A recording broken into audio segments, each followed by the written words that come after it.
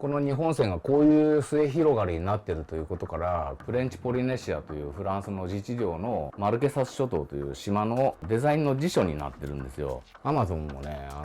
保護区なんですけど、これボルネオのイバン族と言います。スカリフィケーションといって、人間の皮膚を意図的にこう傷を作ることによって作り出す模様。土面に残ってた顔のパターンなんですよ。今まで回ってきたさまざまなところのタトゥーの道具、ただ入れたい、なんかそれが欲しいっていう風に。僕のファーストタトゥーですよね。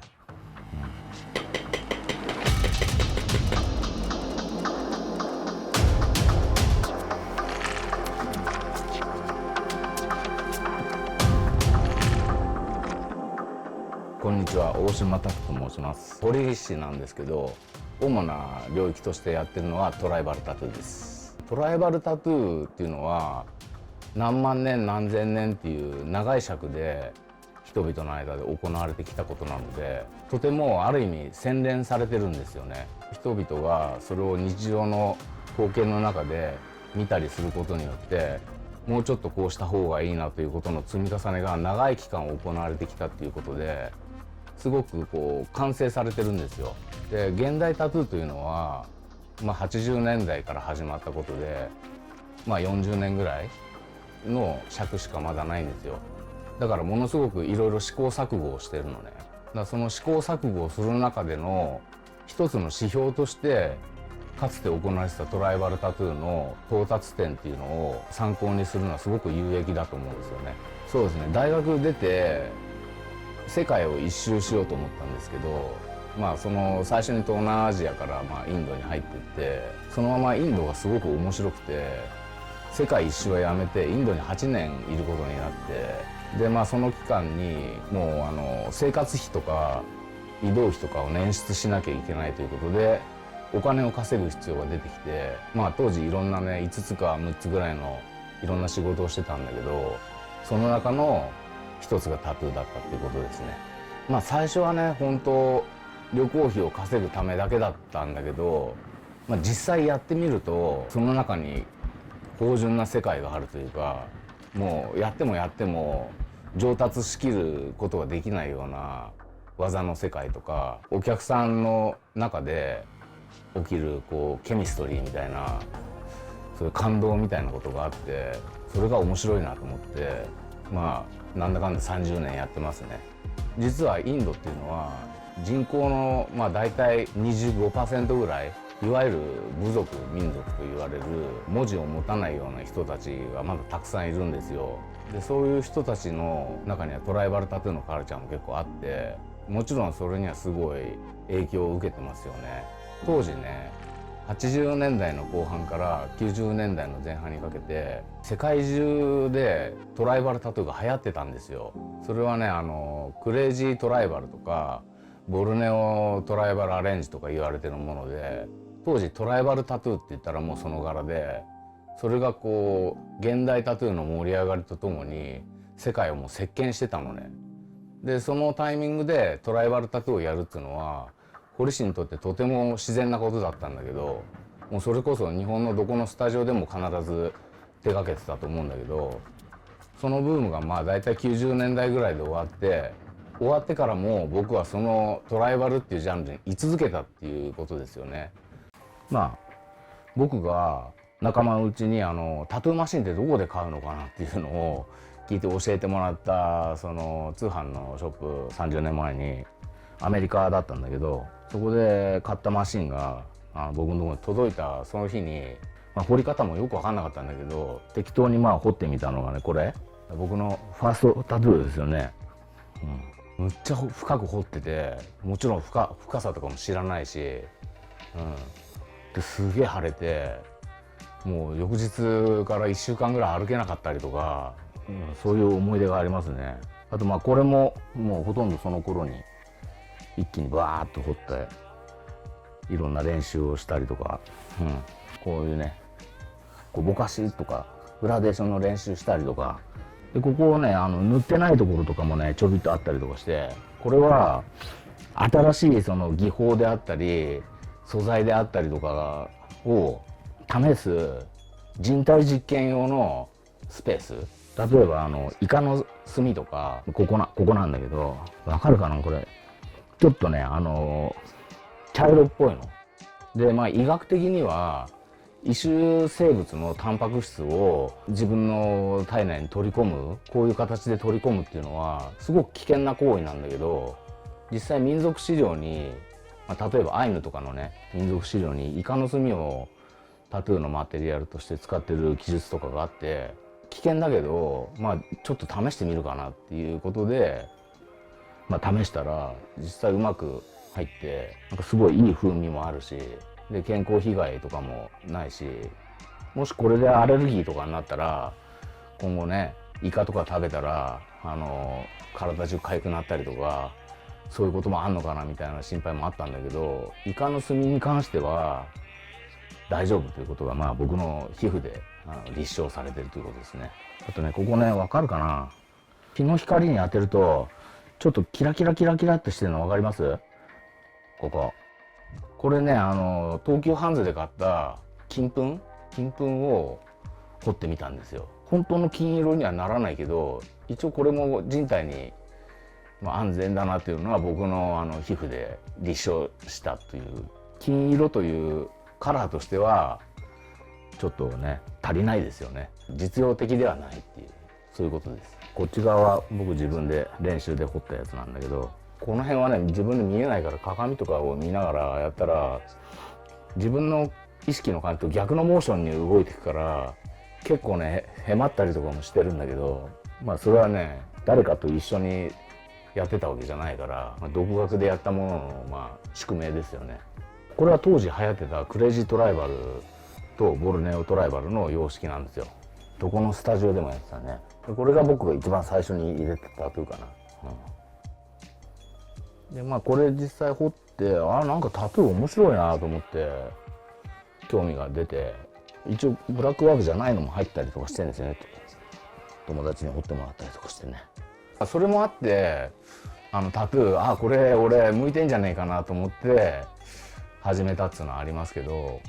それでも美大に行こうとか考えたことは全くないですね。今ねうち下北スタジオ6人ぐらい弟子がいるけど、みんなね美大出てるよね。時代が変わったっつうか、もっとクオリティの高いタトゥー業界になったかなっていう感じはしてますね。これはねその縄文時代の土偶によくあるパターンで、この日本線がこういう末広がりになってるということから、考古学の世界、民族学の世界ではダブルハの字っていうふうに呼ばれてるパターンなんですね。まあとりあえず僕は縄文タトゥーっていうのを提唱してるんで、まあ自分の顔でとりあえず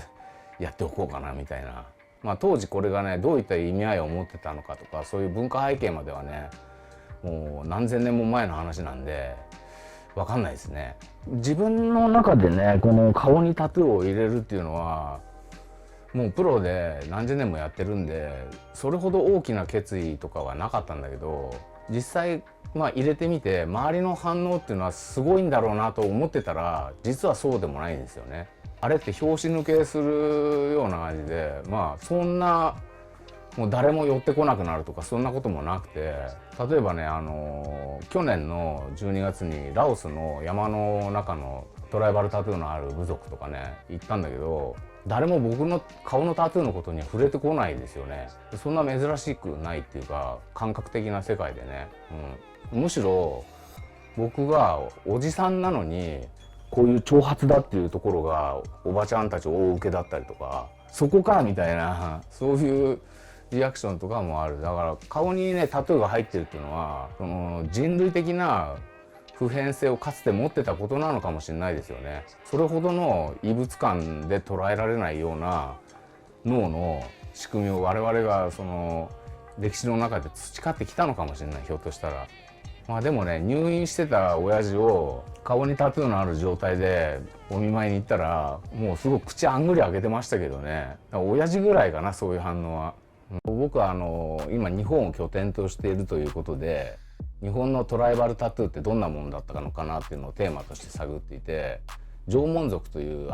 プロジェクトをやってるんですよ。それの本とかも出てるので、ちょっと本を紹介したいと思います。これうちの資料本ですね。この本ね、僕と身体改造ジャーナリストのケロッピー前田でやってる共同のアートプロジェクト縄文族というのがありまして、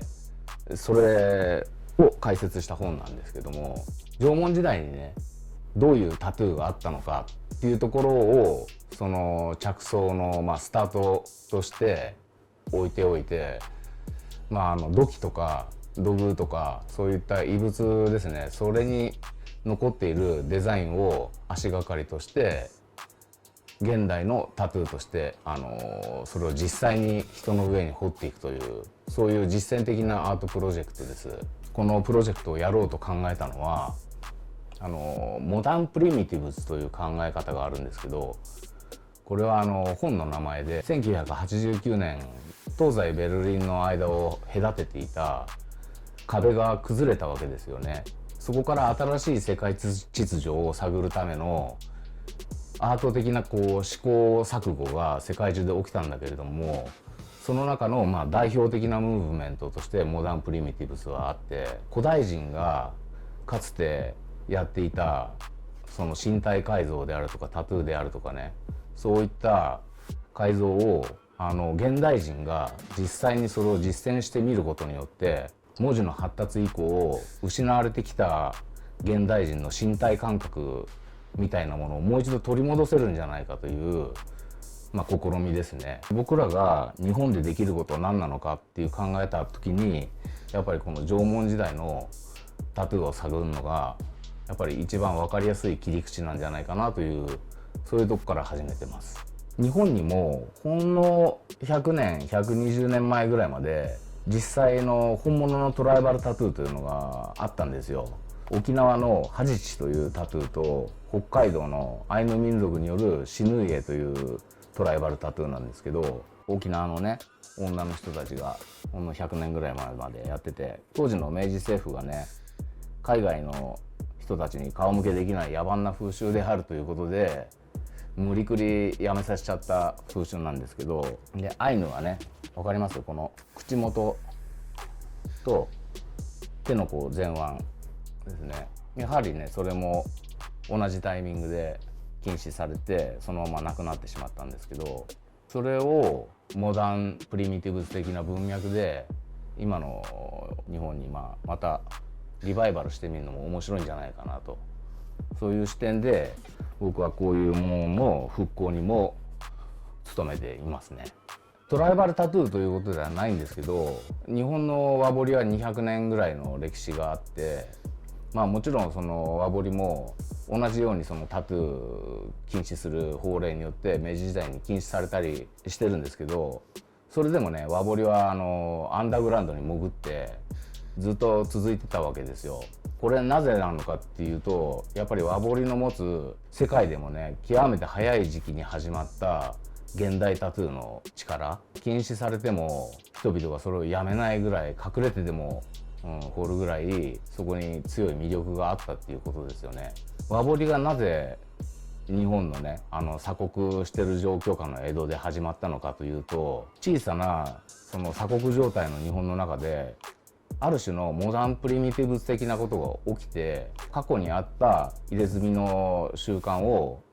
その時点でリバイブしてるんですよね。そういう動き自体も世界の中でも日本はすごく早くそれが起きた国で、だから和彫りというのは現代タトゥーの中でもすごく特別な位置を占めていると思います。僕のここ資料本なんですけど、分かりやすいところで総括的な本こんな感じで、これ世界のトライバルタトゥー現在でもね残ってるようなものを特集してるものなんですけど、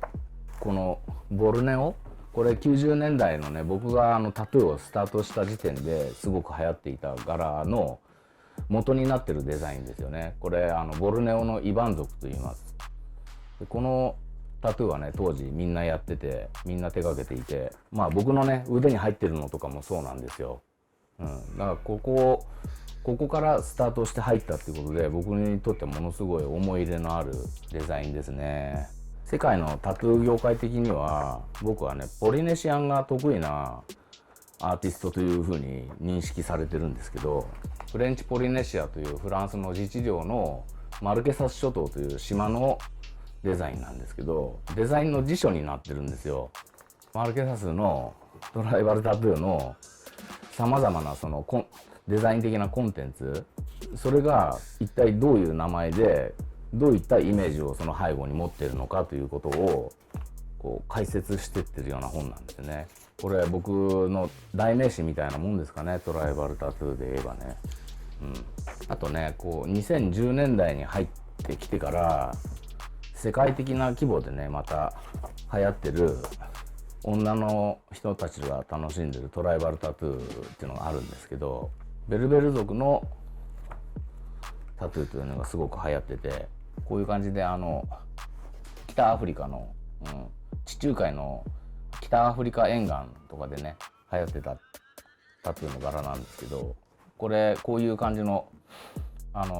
なんだろう、女性のつける金属のアクセサリーとかとも同調しているデザインの柄があるんですけど、僕も現地にね行ったらまだ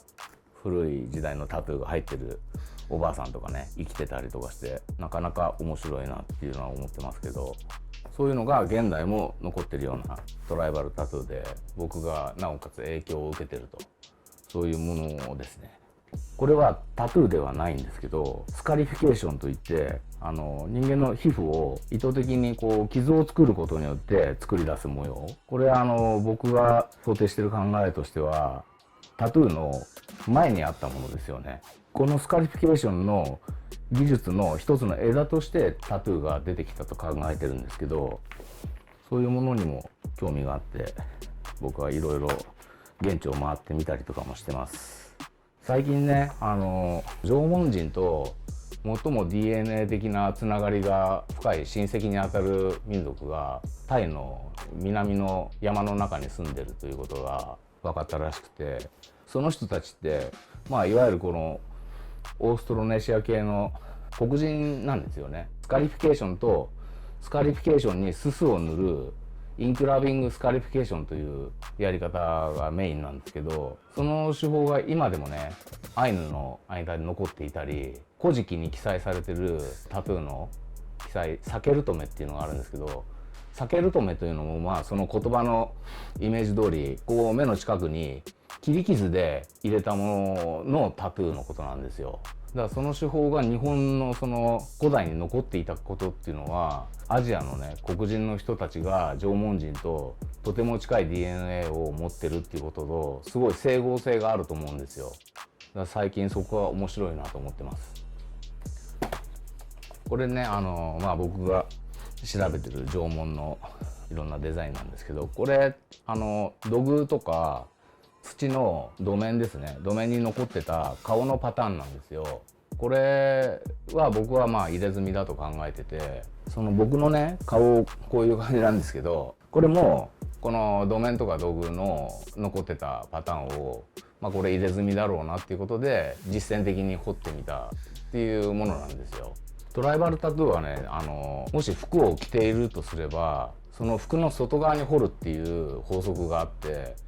例えばだからこの T シャツ長ズボンみたいな感じだったらここの部分とあと顔っていうのが定番になるわけですよ。それが特徴の一つで、現代タトゥーとまたちょっと違うところかなっていうのも思います。このねシルバーのシリーズとかは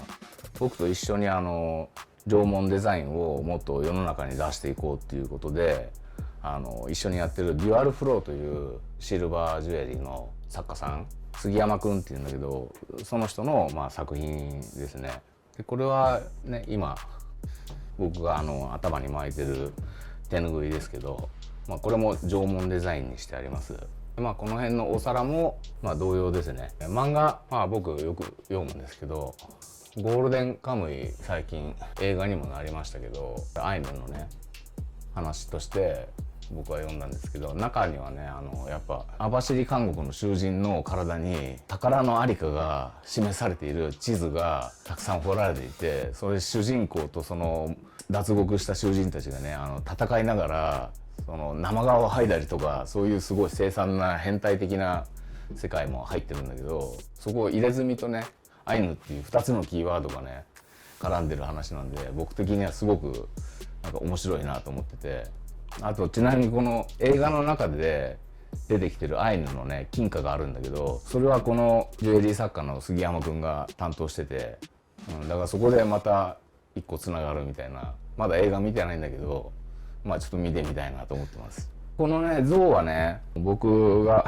アクリルでペイントしたものなんだけど、これは北アメリカのねハイダ族のデザインでさーっと塗ってあって、これはインドのね、インドとかアラブとかのヘナの模様、でこれはポリネシアのサモアというところのデザインのパターンですね。これ僕が本をね出版した時に、そこの出版元の会社がこういうフィギュアの制作とかを得意にしているケン・エレーブックスという会社で、コラボレーションとして書いた、作品ですね。僕の本はねこういう一滴の黒というんですけど、去年一昨年か、出して世界のトライバルタトゥーの地域を、僕なりの旅のスタイルで回った旅の紀行文、トライバルタトゥーに関する紀行文ですね。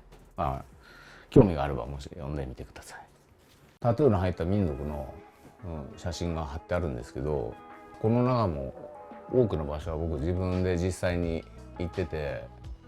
例えばこのねインドネシアスマトラ沖のシベル島っていう島があって、そこのメンタワイ族というその今も貨幣経済とか抜きの原人みたいなすごい暮らしをしてる人がいるんだけど、そこの人たちの写真ですね。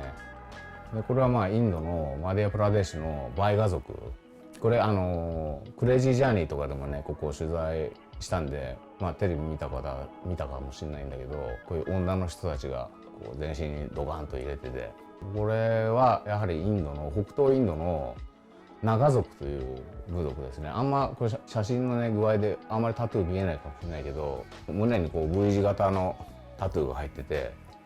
これは首刈りのサインで、この方はだから実際に首を取ってきてるっていうことですね。これはアマゾンかな。アマゾンもね保護区なんですけど、伏見宮っていうところに住んでる人たちが僕にいきなりタトゥーマシンの使い方を教えてくれっていうオファーをしてきて、30何時間かけて行ってきたんですけど、それもねすごい自給自足の原始的な暮らしをしてる人たちで、なんでこの人たちが僕のことを知ってんのかなと思ったら、インスタとか TikTok とかやってて、そこを経由でいきなりオファーしてきたんですよね。だから時代がすごい今ぐわっとダイナミックに動いてるっていうか、そういうことの一つの証拠でもあると思うんですけど、ここに貼ってあるのはねデザインのコンサルティングをお客さんとするときに、いつもねここにお客さんに座ってもらうんで、お客さんの目線からよく見えるところに貼ってある写真なんですけど、ここで僕が何を言いたいのかっていうと、トライバルタトゥーってやっぱこうやって全身がね見えるような尺で人体を見た時に綺麗に見える柄なんですよ。柄の特徴としては絵柄っていうよりは文様なんですよ。そしてそれがどれを見ても分かる通り、人体に対して左右対称にできてるわけですよね。そのことを説明するためにそれが分かりやすく出てる写真をここに貼ってるんですよ。左右対称に文様的な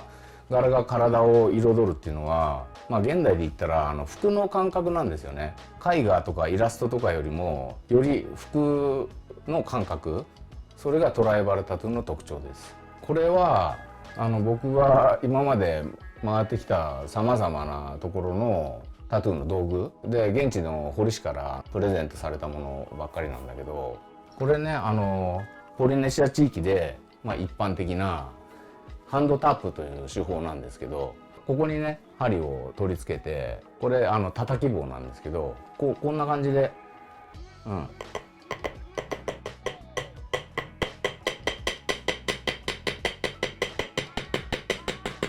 という感じで彫っていきます。そうだな。これはね、そのハンドタップとはまた別の手法でハンドポークといって、ここにねレモンのトゲとかそういうものをセットして、それを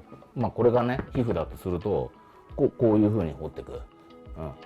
これはハンドポークという技法は、2010年代から世界的にすごく流行ってて、現代のタトゥーニードルを使ってこういう風に彫る職人さんがね今すごいヨーロッパを中心にたくさんいるんですよ。こういったタトゥーがマシーンが登場するまでの間の、世界の、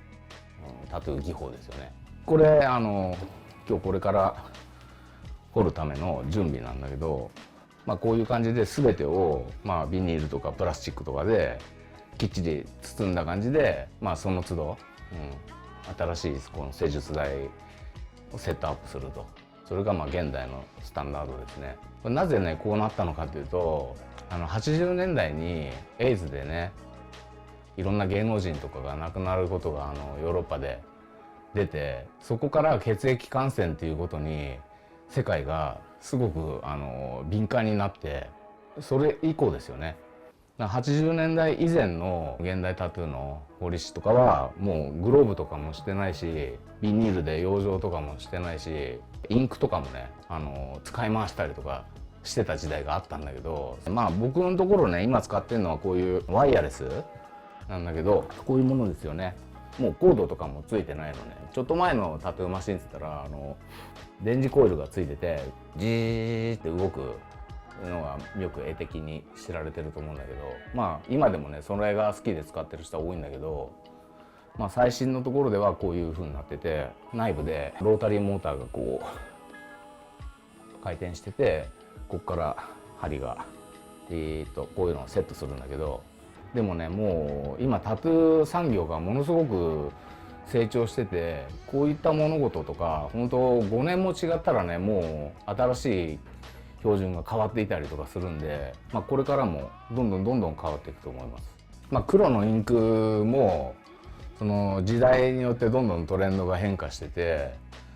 今現在の感じでいくとこのダイナミックっていうインクを使ってて、これはねすごく発色がね黒いんですよ。例えば僕のねこの入ってる腕とか見ると、もちろん経年変化もあるんだけど、ちょっと青みがかかって見えるじゃないですか。この青みがかかってる状態をもっと黒に寄せてくるために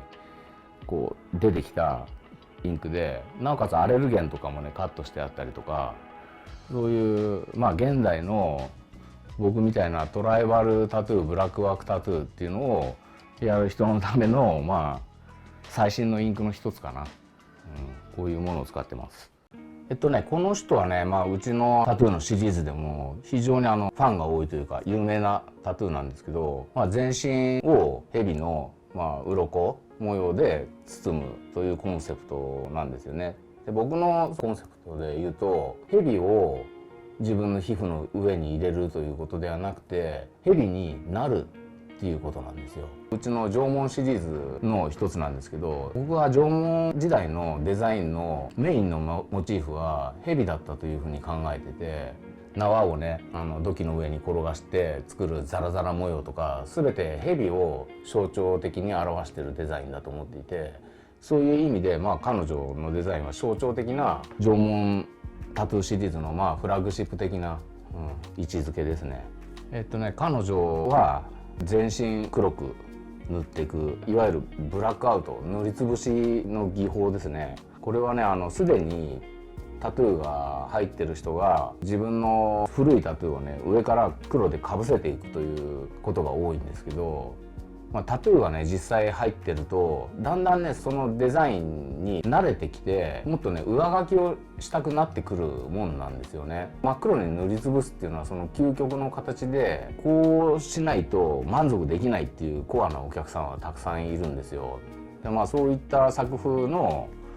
最近の、一つの例ですね。このお客さんが僕のウェブマガジンでのね連載記事を読んでてくださって、でその中でねアマゾンのその新宮の村で僕が上半身裸になって写ってる写真があるんですけど、その時の僕の背中のタトゥーにすごく影響を受けて、こういうタトゥーが彫りたいということで依頼してきて、これ僕の背中のタトゥーの2024年版っていうか、そういう解釈のタトゥーですね。彼は今日のお客さんの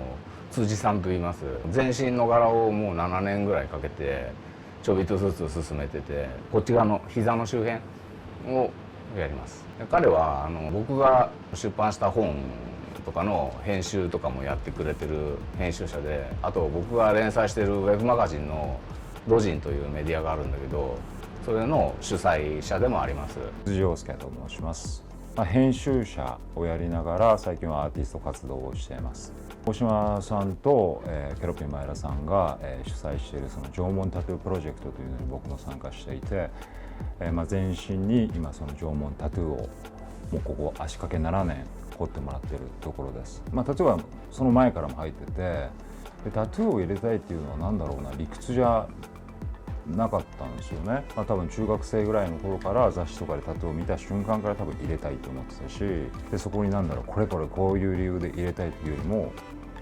もうただ入れたい、それが欲しいっていう風にすごくシンプルに感じた。タトゥーをもっと増やそうと思った時に、僕はどんな柄を入れていいか分かんなかったんですよ。で自分で自分を表現するものとしてタトゥーが現代では語られていて、で